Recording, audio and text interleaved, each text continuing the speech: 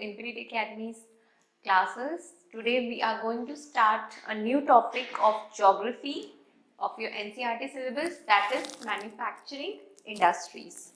So students, manufacturing word, whenever this word comes in your mind, what do you all visualize from that? Manufacture. I think you all are familiar with the term manufacture, कि कुछ बनाना. ठीक है. अब for an example, whenever you are moving to an out place, कहीं जा रहे हो, आप बहुत सारी चीजें देख रहे हो, सपोज किसी मेले में या कहीं ऐसी जगह जा रहे हो जहाँ पे आप देखते हो कि variety of items are presented in front of you.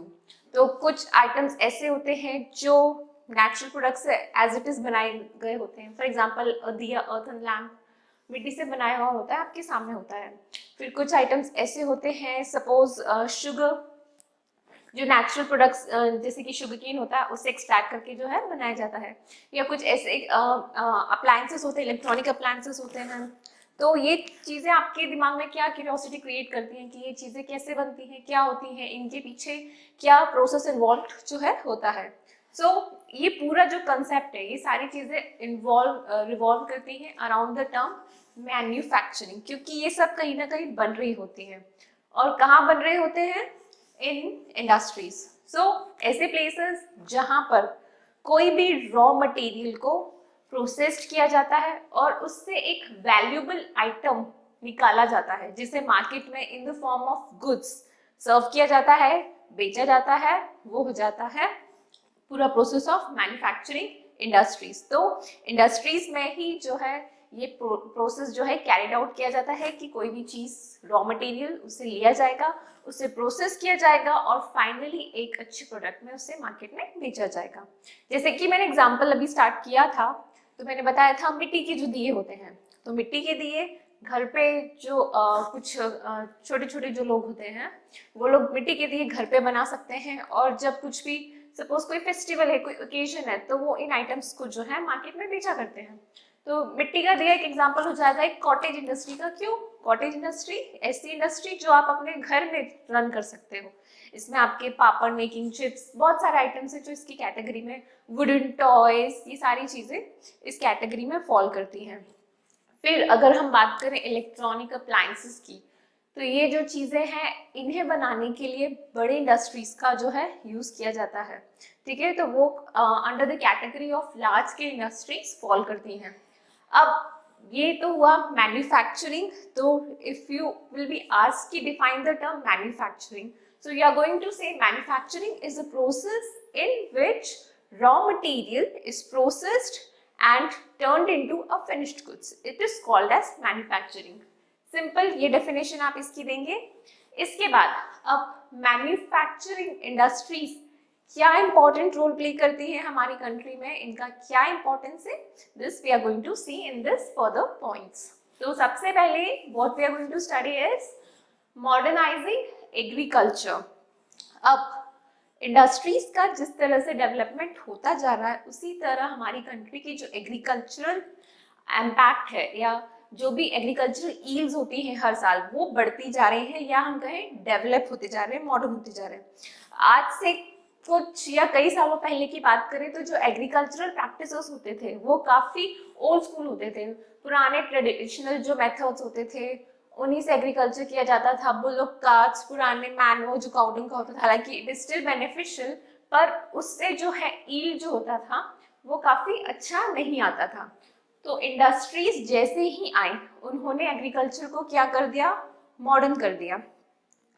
Modern करने के साथ साथ इंडस्ट्रीज ने एग्रीकल्चर को एक बैकबोन की तरह सपोर्ट भी करा. कैसे कि जो लोग टोटली डिपेंडेंट होते थे कि उनका जितना भी इनकम सोर्स है एग्रीकल्चर ही है, उनके पास अब एक दूसरा अल्टरनेटिव आ गया कि या तो एग्रीकल्चर से रिलेटेड, जैसे कि हमने पढ़ा है कि 3 सेक्टर्स होते हैं हमारी कंट्री की इकोनॉमी के, प्राइमरी, सेकेंडरी एंड टर्शियरी. तो वो इंसान जो सिर्फ खेती पर डिपेंडेंट होता था, आज की डेट में that person has option in the secondary sector which is manufacturing and in the tertiary sector which is the sales of the goods. तो इस तरह से एग्रीकल्चर को मॉडर्न करने के साथ साथ इसने इंडस्ट्रियल डेवलपमेंट में इंसान को जितने भी वर्कर्स हैं इंडिया के उन सबके लिए एक और ऑप्शन खोल दिया कि वो जो है बाहर सेकेंडरी टर्शरी सेक्टर को एक्सप्लोर करें और वहां पे जॉब अल्टरनेटिव्स भी अपने लिए सर्च कर सके। Next point is eradication of unemployment and poverty. तो जैसे कि बताया कि एक दूसरा अल्टरनेटिव खुल जाता है इंसान के लिए कि हाँ खेती तो कर ही रहे हैं, खेती के साथ साथ क्या किया जाए, तो खेती के साथ साथ सपोज आप एक ऐसे किसान हैं जो गेहूं का कल्टीवेशन कर रहे हैं, ठीक है, आप अपने घर में गेहूं का कल्टीवेशन कीजिए, आपके घर का कोई दूसरा मेंबर जो है उस गेहूं से आटा बना सकता है, आटा चक्की खोल सकता है, ठीक है, फ्लो मिल, और उस आटे को जो है मार्केट में बेच सकता है। तो इस तरह से एक आप क्या कर रहे हैं, एम्प्लॉयमेंट जनरेट कर रहे हैं किसी और पर्सन के लिए। तो मैन्युफैक्चरिंग इंडस्ट्रीज जो है एरेडिकेट करती हैं अनएम्प्लॉयमेंट एंड पॉवर्टी, क्योंकि ऑप्शंस जो हैं काफी ज्यादा खुल जाते हैं। ये तो मैंने सिर्फ आपको एक वीट का एग्जांपल दिया, we can take the example of sugar cane, क्योंकि शुगर केन से जो है आगे जैगरी या शुगर बनता है, तो उस सेक्टर में जाके भी कोई घर का इंसान आगे जॉब सर्च कर सकता है। तो इस तरह से जो है मैन्युफैक्चरिंग इंडस्ट्रीज एक इम्पॉर्टेंट की रोल प्ले करते हैं एरेडिकेट करने में अनएम्प्लॉयमेंट एंड पॉवर्टी। फिर नेक्स्ट है एक्सपैंडिंग ट्रेड एंड कॉमर्स। तो ऐसा माना जाता है कि जिन कंट्रीज में ज्यादा से ज्यादा मैन्युफैक्चरिंग इंडस्ट्रीज जो हैं ओपन होती हैं, उन कंट्रीज का जो ट्रेड और कॉमर्स होता है वो ज्यादा से ज्यादा बढ़ता है। क्यों? क्योंकि जितना ज्यादा अगर आपकी कंट्री में मैन्युफैक्चरिंग प्रोसेस का काम हो रहा है, उतना ही आपके पास मार्केट अवेलेबल रहेगा कि आप उन चीजों को बेच सको, और उतना ही ज्यादा आपका इकोनॉमी जो है बूस्ट होगी। क्यों? क्योंकि अगर पॉपुलेशन ज्यादा है तो वो सारे आइटम्स जो है कंज्यूम होंगे, और अगर आइटम्स जो है अच्छी क्वालिटी के हैं तो एक और ऑप्शन खुलता है कि हम उस आइटम को जो है एक्सपोर्ट करें दूसरी कंट्रीज में, तो एक अच्छी रेवेन्यू या इकोनॉमी वहां से भी जनरेट होगी। So in this manner expanding trade and commerce is done via manufacturing industries. The next topic is scope of prosperity for developing countries. As we all know, India is a developing country. तो किसी भी developing country के लिए एक अच्छा option होता है अगर उस कंट्री की जितनी भी इंडस्ट्रीज हैं वो ज्यादा नंबर में ओपन हो रही हो, या मैन्युफैक्चरिंग यूनिट्स जो हैं ज्यादा ओपन हो रहे हो, और अच्छे तरीके का जो गुड है वहाँ पे मैन्युफैक्चर हो रहा हो, मार्केट में अवेलेबल हो रहा हो, तो उस कंट्री की जो प्रॉस्पेरिटी है वो अच्छे तरीके से वहाँ पे बढ़ेगी। तो ये सारे जो है पॉइंट्स इंपॉर्टेंट पॉइंट्स हैं कि क्यों किसी भी कंट्री में जो है इंडस्ट्रियल डेवलपमेंट होना चाहिए। इसके बाद एक और टॉपिक है जो मैं आपको बताना चाहती हूँ कि एग्रीकल्चर प्लस इंडस्ट्रीज, ये दो ऐसी चीजें हैं that go hand in hand, क्योंकि दोनों एक दूसरे को जो है सर्व करती हैं। कैसे? Will see. एग्रीकल्चर, तो एग्रीकल्चर में कई सारी चीजें होती हैं जो रॉ मटेरियल्स के फॉर्म में हम एक्सट्रैक्ट करते हैं उससे। इसके बाद अब जब एग्रीकल्चर की जाती है, खेती की जाती है, तो क्योंकि मॉडर्नाइज्ड हो गई है एग्रीकल्चर, तो एग्रीकल्चर करते टाइम हमें ढेर सारे टूल्स इक्विपमेंट्स लगेंगे, लाइक ट्रैक्टर, थ्रेशर, बहुत सारी जो है चीजें वहाँ पे लगेंगी। तो वो सारी चीजें कहाँ से बनेंगी? किसी इंडस्ट्री में बन रही होंगी, और वो चीजें जो है आगे चल के किसको हेल्प करेंगी? एग्रीकल्चर को करने में हेल्प करेंगी। तो इस तरह से एग्रीकल्चर के लिए क्या बेनिफिशियल है? इंडस्ट्रीज का डेवलपमेंट, जो एग्रो बेस्ड इंडस्ट्रीज होती है। फिर एग्रीकल्चर का जो भी रॉ मटेरियल निकलेगा, किसी भी चीज का हो, गेहूं हो, चावल हो, शुगर केन हो, बहुत सारे जूट हो, जितने भी आउटकम्स होंगे उन एग्रीकल्चर उसके, वो सारी चीजें जो है किसी ना किसी इंडस्ट्रीज में एज अ रॉ मटेरियल सर्व करेंगी, और उसी रॉ मटेरियल को वो जो भी इंडस्ट्री होगी उसे सर्व करेगी और फिनिश्ड गुड में कन्वर्ट करके मार्केट में सेल करेगी। तो इस तरह से ये दोनों चीजें जो है एग्रीकल्चर और इंडस्ट्रीज एक दूसरे से इंटरडिपेंडेंट है, they go hand in hand and are interlinked to each other. तो this is the total area that you have to cover according to your syllabus की importance क्या हो सकता है मैन्युफैक्चरिंग का, मैन्युफैक्चरिंग की definition. Okay, so next what we are going to study here is industrial location. क्योंकि कहीं भी किसी भी जगह पर जो है इंडस्ट्रीज इस्टेब्लिश नहीं की जा सकती।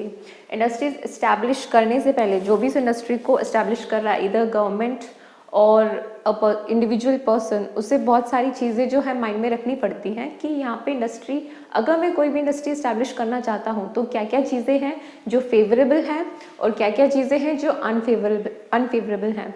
तो किसी भी इंडस्ट्री को इस्टेब्लिश करने के लिए एक आइडियल लोकेशन सर्च की जाती है। अब उस आइडियल लोकेशन में सबसे पहले देखा जाता है, जो इम्पोर्टेंट चीज़ होती है वो है ये कि जिस भी चीज़ की इंडस्ट्री आप इस्टेब्लिश करना चाहते हो उसमें फीड करने वाला रॉ मटेरियल वो इजीली अवेलेबल है कि नहीं। क्योंकि अगर आप ऐसी जगह पे इंडस्ट्री इस्टेब्लिश कर रहे हो जहाँ पे से आपको रॉ मटेरियल नहीं मिल रहा है, आपको काफ़ी दूर से उस रॉ मटेरियल को उस प्लांट पे या इंडस्ट्री पे लेके आना पड़ रहा है, तो ट्रांसपोर्टेशन चार्जेस जो है काफ़ी ज़्यादा हो जाएंगे। और उस रॉ मटेरियल को कैरी करना, पता नहीं रॉ मटेरियल किस कैटेगरी का हो, रास्ते में आते आते ख़राब हो जाए, बहुत सारे उसके जो है कॉन्सिक्वेंसेस होते हैं। इसलिए सबसे पहली चीज़ जो है माइंड में रखी जाती है वो है ये कि जहाँ पे भी इंडस्ट्री आप इस्टेब्लिश कर रहे हो वहाँ पे रॉ मटेरियल इजीली अवेलेबल होना चाहिए। ठीक। अनदर फैक्टर इज जो भी एम्प्लॉयज़ आप वहाँ पे डालने वाले हो, जो भी वर्कर्स आप वहाँ पे डालने वाले हो, वो जो है कितने वेजेस मांगेंगे कम से कम। क्योंकि कोई भी अगर एक इंडस्ट्री इस्टेब्लिश करना चाहता है तो फर्स्ट टाइम ये रहता है कि वर्कर्स जो है उसे कम उस पर मिल जाए। तो वर्कर्स अवेलेबिलिटी, कि अच्छे वर्कर्स मिल जाएं जो कम वेजेस या पेमेंट्स पे उसके लिए काम करें, ये होता है फैक्टर। इसके बाद नेचुरल रिसोर्सेज, ज़मीन कैसी है, मिट्टी कैसी है वहाँ की, हवा कैसी है, और वाटर अवेलेबिलिटी सबसे इम्पॉर्टेंट फैक्टर, कि वाटर अवेलेबिलिटी वहाँ पे अच्छी खासी होनी चाहिए। ठीक है। इसके बाद एक और इम्पॉर्टेंट चीज़ होती है कि जो भी साइट आप देख रहे हैं उसके आसपास कोई अच्छा शहर भी होना चाहिए, ताकि आप उस सामान को जो भी आपने वहाँ पे मैन्युफैक्चर किया है उसे इजीली ट्रांसपोर्ट करके नियरेस्ट मार्केट तक जो है रेल रूट या जो भी हो, क्योंकि आप एक पर्टिकुलर एरिया में तो उस चीज़ को रखना नहीं चाहोगे। आप चाहोगे कि आपने अगर कोई इंडस्ट्री इस्टेब्लिश की है तो वो पूरे इंडिया में एक्सपैंड हो, तो नियरेस्ट रेलवे पोर्ट या ऐसे एरियाज हो जहाँ से आप उन चीज़ों को ट्रांसपोर्ट इजीली करवा सको, ये चीज़ भी वो लोग माइंड में रखते हैं। तो ये सारी चीज़ें सोचते हुए ऐसी प्लेसेस देखी जाती हैं जहाँ पे पहले जो है किसी भी तरह का एक्सट्रैक्शन नहीं हुआ हो, जहाँ पे रॉ मटेरियल इजीली अवेलेबल रहे। तो यूजुअली सिटीज़ से दूर इस तरह के प्लेसेस जो हैं सर्च की जाती हैं। इसके बाद जैसे ही इंडस्ट्रियल डेवलपमेंट स्टार्ट होता है, एक इम्पॉर्टेंट चीज़ जो है उस एरिया में स्टार्ट हो जाती है, वो है अर्बनाइजेशन। कोई भी इंडस्ट्री स्टार्ट हुई, डेवलपमेंट हुआ, उसके बाद एक नया प्रोसेस वहाँ पे स्टार्ट होता है उस पर्टिकुलर एरिया में। सपोज वो एरिया कुछ टाइम पहले कोई गांव रहा हो या छोटा मोटा स्मॉल टाउन रहा हो जहाँ पे कोई इंडस्ट्री बनी हो। अब क्योंकि वहाँ पे इंडस्ट्री बनने वाली है तो लोगों के अंदर एक होप आता है कि अरे हाँ, यहाँ इंडस्ट्री डेवलप होने वाली है तो they are chances of employment, यहाँ पे रोजगार मिल सकता है। So the people would be migrating in search of jobs. तो लोग उस एरिया में जाएंगे, सेटल होंगे in the form of workers.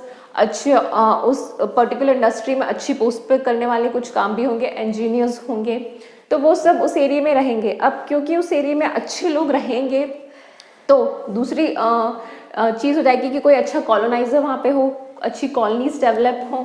ठीक है। फिर गवर्नमेंट का वो रहेगा कि हाँ, यहाँ पे क्योंकि लोग रह रहे हैं, सेटलमेंट्स हो रहा है, तो वहाँ पे डेवलपमेंट कराना। अब लोग रह रहे हैं, सेटलमेंट्स हो रहा है, डेवलपमेंट हो रहा है, तो लोग बीमार भी पड़ेंगे। हॉस्पिटल्स, स्कूल्स, कॉलेजेस, ये सारी चीज़ें फिर वहाँ पे डेवलप होना स्टार्ट हो जाती हैं। तो इंडस्ट्रियल डेवलपमेंट को फॉलो करता है साथ में अर्बनाइजेशन। तो इंडस्ट्रियल लोकेशन और उसके बाद आ जाएगा अर्बनाइजेशन की। अब अर्बनाइजेशन जैसे ही आएगा वहाँ पे बैंक्स भी रहेंगे। वो बैंक्स जो है उस जो भी इंडस्ट्री होगी उस इंडस्ट्री को किसी ना किसी तरह का कंट्रीब्यूशन करेंगे ही, हेल्प करेंगे ही। तो ये सारी चीज़ें जो है एक दूसरे से इंटरलिंक्ड रहती हैं। अब आइडियल लोकेशन अपन देखें माइंड मैप के फॉर्म में एक इंडस्ट्री का, तो सबसे पहले जो प्रोडक्शन का कॉस्ट है किसी भी साइट का वो मिनिमम होना चाहिए। इसके बाद cost of obtaining raw materials at site, जो भी रॉ मटेरियल है वो मिनिमम उस पर अवेलेबल होने चाहिए। इसके बाद cost of distribution of product, जो भी प्रोडक्शन आप कर रहे हो उसका जो डिस्ट्रीब्यूशन है वो इजीली हो सके वहाँ से और मिनिमम चार्जेस लगे वो चीज़। और decision to locate factory at site, किस जिस भी साइट पे आप फैक्ट्री लोकेट करना चाहते हो, इंडस्ट्री लोकेट करना चाहते हो, उस चीज़ का डिसीजन, ये चारों चीज़ें माइंड में रखते हुए कहीं भी कोई इंडस्ट्री को जो है एस्टैब्लिश किया जाता है। Next important question that is usually asked from this chapter is the classification of industries, कि जितने भी इंडस्ट्रीज एस्टैब्लिश्ड हैं हमारी कंट्री में, क्या बेसिस होता है कि उनको किस फॉर्मेट में जो है क्लासीफाई किया जाता है। तो this we are going to study through this tableau form, sorry this form. तो पहला है सोर्स ऑफ रॉ मटेरियल, जो भी रॉ मटेरियल उस इंडस्ट्री में फीड किया जाता है उसके बेसिस पे इंडस्ट्रीज का क्लासिफिकेशन होता है। तो रॉ मटेरियल दो तरह के होंगे, agro based and mineral based. Agro based में जितनी भी एग्रीकल्चरल आउटपुट्स होते हैं वो उसमें जो यूज़ होंगे। अब इस एग्रो बेस्ड में आपका कॉटन, जूट, ये सब चीज़ें भी आ जाएंगी जो कि फैब्रिक्स होते हैं। और खाने की चीज़ें जैसे बीट, राइस, जो ऑयल सीड्स होते हैं, ये सब चीज़ें जो है एग्रो बेस्ड इंडस्ट्रीज में आएंगे। मिनरल इंडस्ट्रीज में आयरन, स्टील, कॉपर, ये सारी चीज़ें जो है मिनरल बेस्ड इंडस्ट्रीज के अंदर आएंगी। Next, according to their main role, main role मतलब जो भी रॉ मटेरियल है उसे किस फॉर्मेट में दिया जा रहा है कंज्यूमर्स तक, उसके बेसिस पे भी क्लासिफिकेशन होता है। तो ऐसे इंडस्ट्रीज जो दूसरे इंडस्ट्रीज को रॉ मटेरियल देते हैं, ठीक है। So the another one is according to their main role. तो किस जैसे कि इंडस्ट्री में जो भी रॉ मटेरियल आ रहा है वो एज इट इज़ यूज़ हो रहा है, या जो भी प्रोडक्ट है वो किसी दूसरे इंडस्ट्री में रॉ मटेरियल की तरह फीड किया जा रहा है, उसके बेसिस पे क्लासिफिकेशन होता है। तो पहला है प्रोवाइडिंग रॉ मटेरियल, जैसे कि आयरन ओर एक्सट्रैक्ट किया जाता है एज ए रॉ मटेरियल, किसी और इंडस्ट्री में वो फिनिश्ड हो और फिर किसी और इंडस्ट्री में स्मेल्टर्स के फॉर्म में यूज़ हो, तो वो रॉ मटेरियल प्रोवाइड करेगा किसी और इंडस्ट्री को। Another one is goods for direct use, ऐसे गुड्स जो हम डायरेक्टली यूज़ करते हैं जैसे कि बिस्किट, सोप, ये डायरेक्टली रॉ मटेरियल्स जो है इंडस्ट्रीज में फीड किए जाएंगे और एज इट इज़ हम जो भी प्रोडक्ट बनेगा उन्हें हम डायरेक्टली यूज़ करना स्टार्ट कर देंगे। तो that will be following under goods for direct use. Another one is capital investments, कितना पैसा उसमें लग रहा है। इसमें आएगा फर्स्ट स्मॉल स्केल इंडस्ट्री, दूसरा लार्ज स्केल इंडस्ट्री।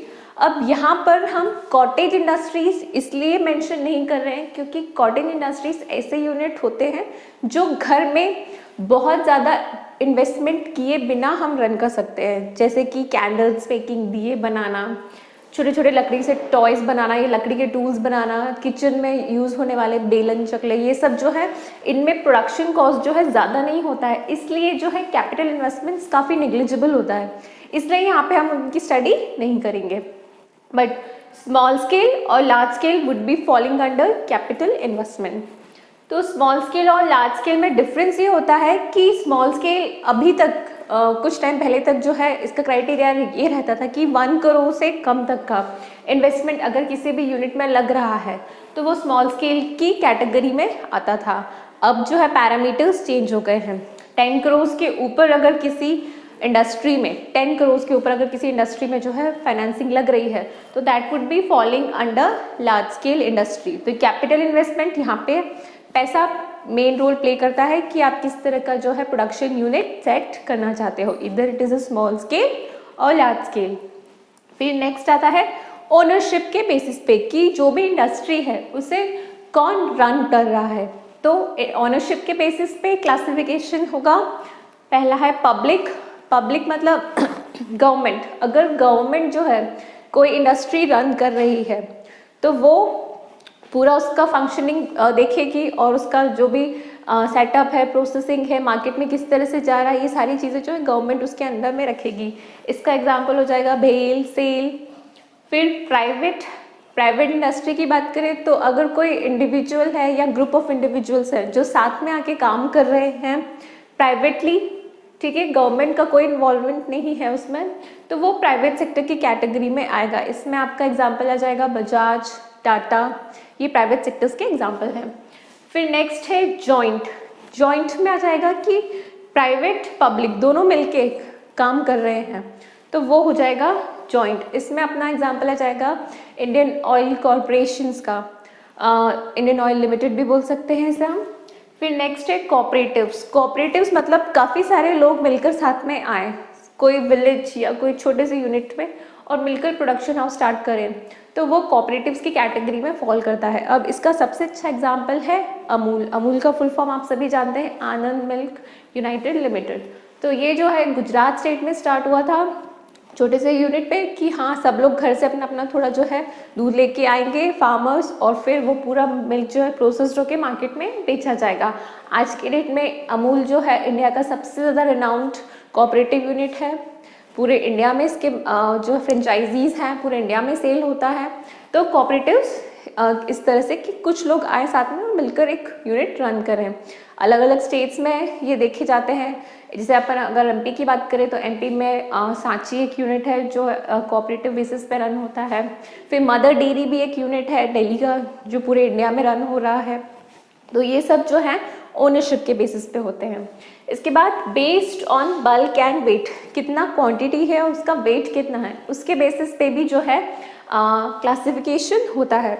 तो इसमें आ जाएगा हैवी एंड लाइट। हैवी मतलब जो काफ़ी भारी, as you all know iron हो जाएगा इसमें, आयरन और स्टील जो है इसकी कैटेगरी के अंदर आएंगे। उसके बाद लाइट, उसकी बात करें तो लाइट में आपके जो इलेक्ट्रिकल गुड्स होते हैं वो लाइट उस की कैटेगरी के अंदर फॉल होंगे। तो ये है क्लासिफिकेशन ऑफ इंडस्ट्रीज। एक इम्पॉर्टेंट क्वेश्चन जो है इस टॉपिक पे बनता है कि या तो पूरा एक चार्ट बनाने को बोल देंगे कि क्लासिफाई इंडस्ट्रीज, या फिर किसी भी एक पर्टिकुलर टॉपिक को लेके उसके बारे में एक्सप्लेनेशन मांगेंगे। So next what we are going to study is the classification of industries. उसके अंदर क्या क्या चीज़ें रहती हैं, कैसे यूनिट सेटअप होते हैं, जीडीपी क्या है, किस एरियाज में है, ये सारी चीज़ें जो है अब हम देखेंगे। तो first what we are going to study is the agro based industries. अब मैं पहले ही मेंशन कर चुकी थी कि एग्रो बेस्ड इंडस्ट्रीज में जो भी एडिबल आइटम्स हैं उनके साथ साथ जो फैब्रिक हम पहनते हैं, for example it is cotton या जूट, ये भी कैटेगरी फॉल करती है। तो कॉटन और जूट जो हैं टेक्सटाइल इंडस्ट्री की कैटेगरीज में आते हैं।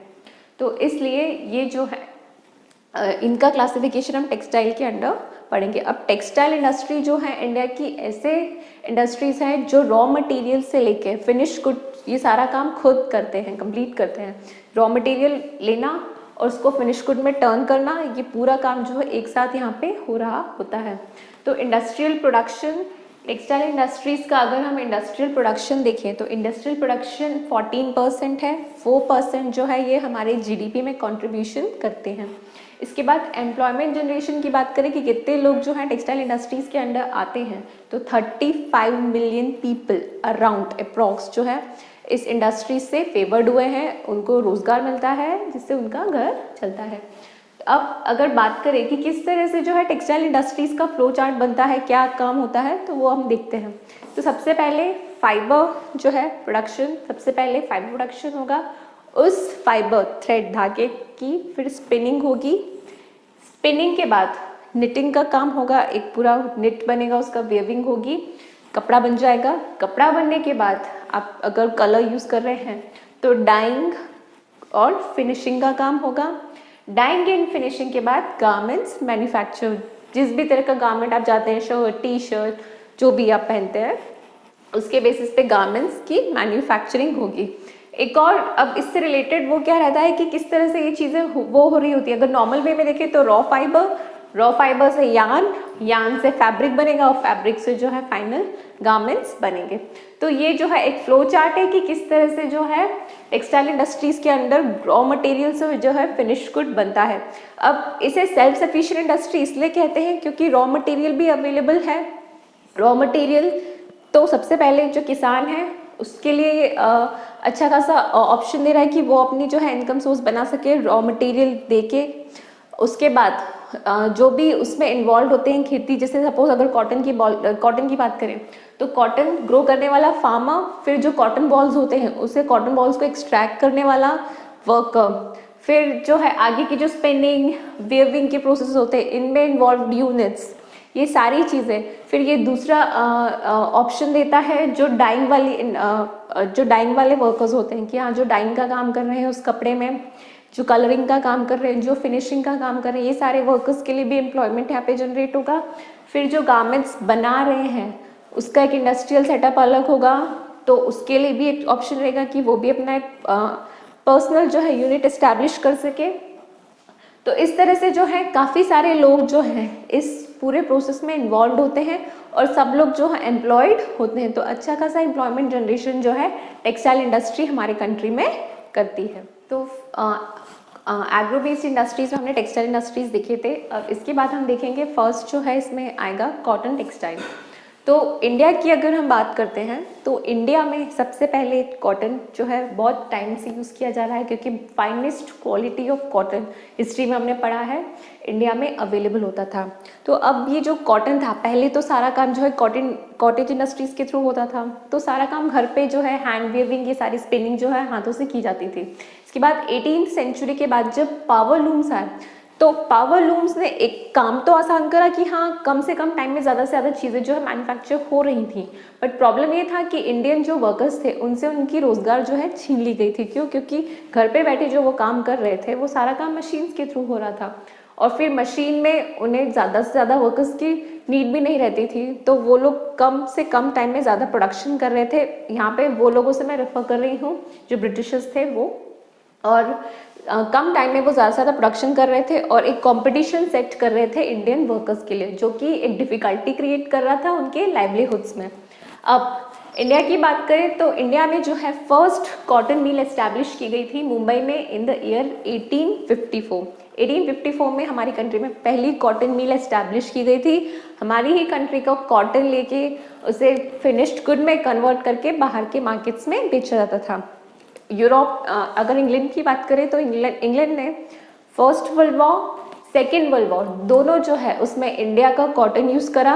उस टाइम पे अगर हम बात करें तो हाँ, उस टाइम पे वर्कर्स की, इंडियन कॉटन जो वर्कर्स थे उनकी कंडीशंस अच्छी हुई थी, क्योंकि इंडियन कॉटन की जो है मार्केट में अच्छी खासी डिमांड थी, क्योंकि वो लड़ाई चल रही थी, वर्कर्स के लिए काफ़ी सारे यूनिफॉर्म्स और दूसरी चीज़ों में जो है कॉटन का यूज़ किया जा रहा था।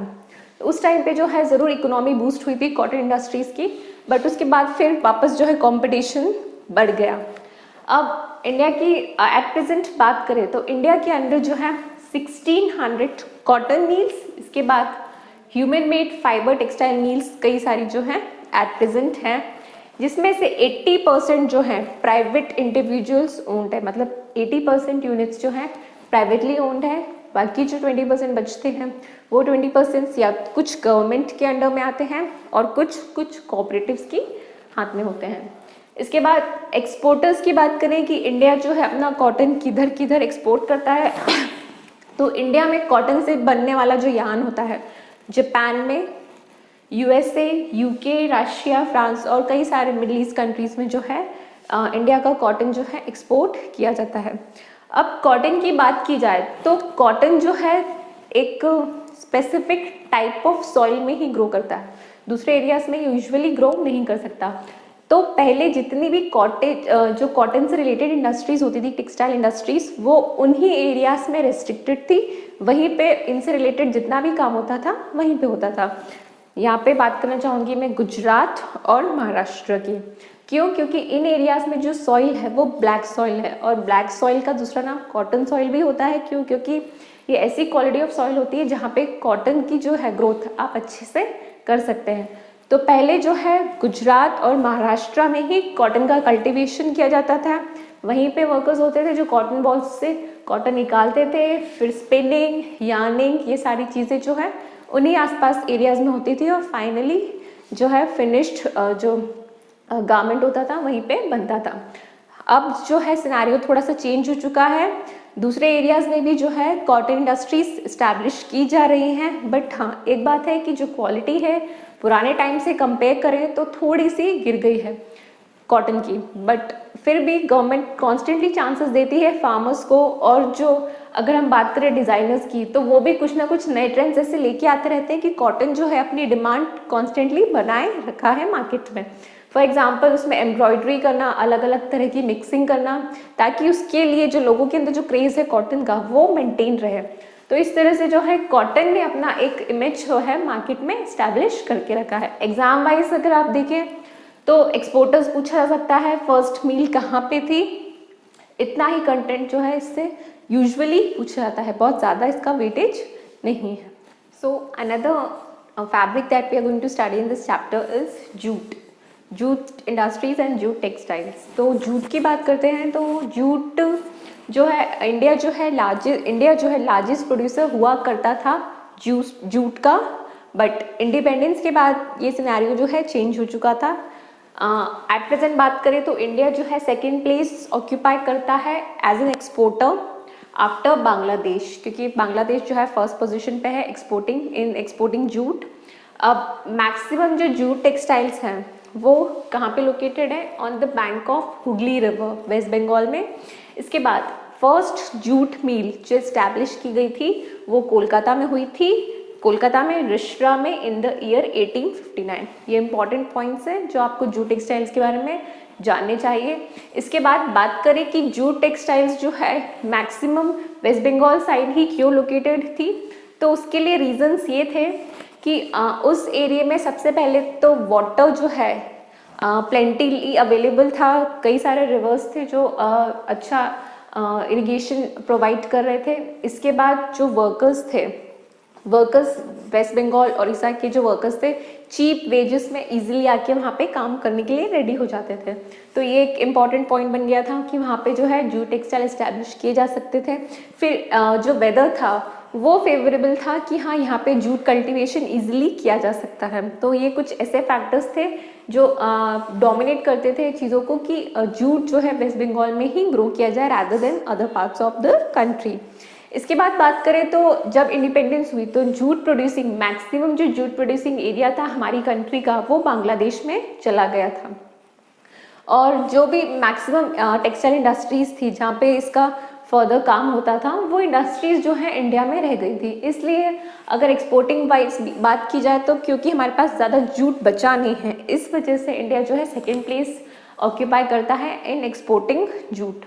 अब जूट जो है बहुत ज़्यादा मार्केट वैल्यू में जूट की जो है बहुत ज़्यादा मार्केट वैल्यू जो है नहीं है, वो इसलिए क्योंकि जूट को जो है बहुत अच्छा खासा जो है कंपटीशन फेस करना पड़ता है दूसरे फैब्रिक्स के साथ में।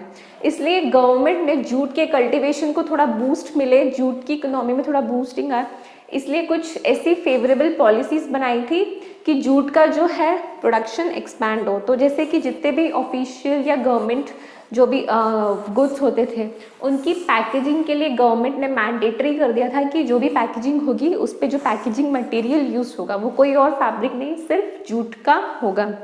अब इंडियन जूट जो है वो मार्केट में बांग्लादेश, ब्राज़ील, फिलीपींस इन सब कंट्रीज़ के आगे उसको काफ़ी टफ कंपटीशन फेस करना पड़ता है।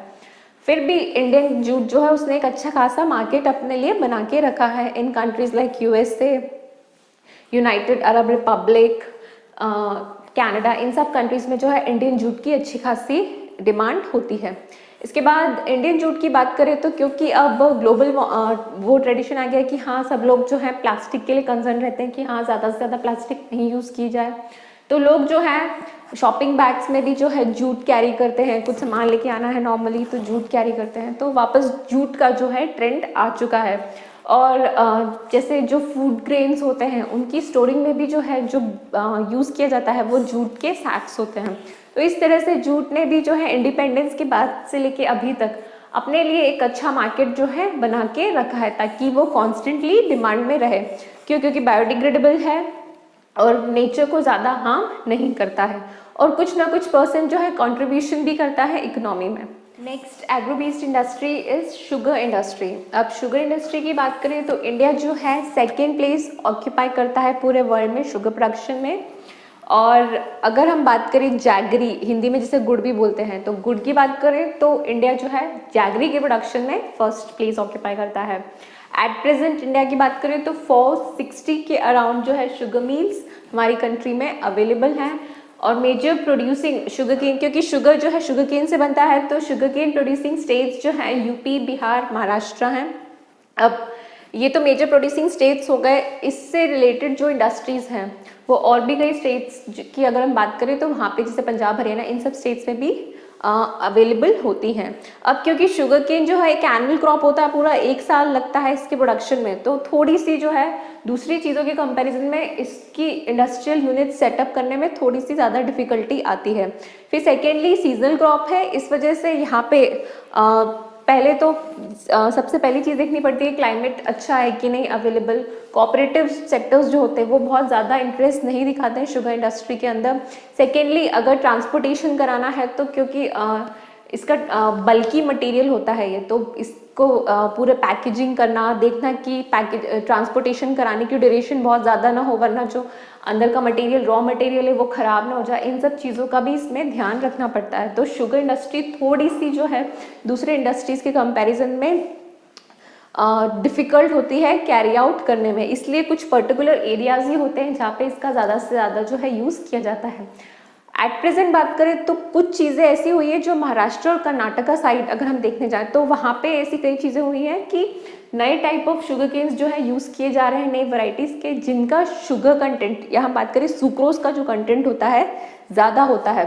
तो इस चीज़ ने जो है फेवरेबल कुछ स्टेप्स शो करे हैं कि हाँ यहाँ पे भी जो है इंडस्ट्रीज़ हम इस्टेब्लिश कर सकते हैं और शुगर केन का जो है शुगर केन का जो ग्रोइंग है वो हम यहाँ पे करवा सकते हैं। क्यों? क्योंकि क्लाइमेटिक कंडीशंस जो होती हैं वो अच्छी होती हैं और जो है यहाँ से ट्रांसपोर्टेशन इजी होता है, वर्कर्स भी मिल जाते हैं। तो अब जो है क्योंकि पहले जो है यूपी बिहार तक जो चीज़ें रेस्ट्रिक्टेड थी वो अब साउथ में भी धीरे धीरे आने लगी हैं। तो इतना ही जो है इम्पॉर्टेंट कंटेंट है जो शुगर इंडस्ट्री से रिलेटेड आपके एग्जाम में माइट भी पूछा जा सकता है। Further we are going to study about the mineral based industries.